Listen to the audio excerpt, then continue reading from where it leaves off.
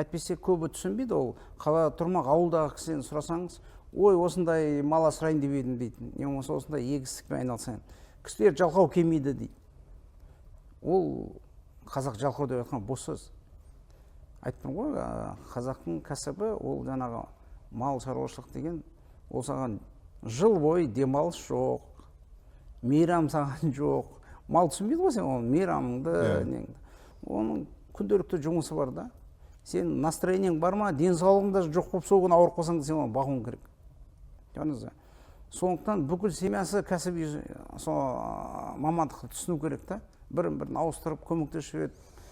Күйеуі ауырып қалса, балалар жоқ болса, әйелі көмектесіп жүреді, сол сияқты ғой бұл жерде. Сондықтан осының бәріне дұрыс түсініп, қазақ жалқау демей, дұрыс жалақы ала алатындай болу керек та, табыс дұрыс ала алатындай болу керек. Табыс дұрыс алмаса неменеге істейді ол? Уақытын өлтіріп, бостан бос. Ол мен мысалы қарсым өте төмен төлеп жатқан жерлер, ол керек емес зат. Ол жерге қазір ол барып істейді, не болады? Онымен балаларын оқыта алмайды, өз қайда шыға алмайды, бүтін киімді кие алмайды, дұрыс тамақ та іше алмайды.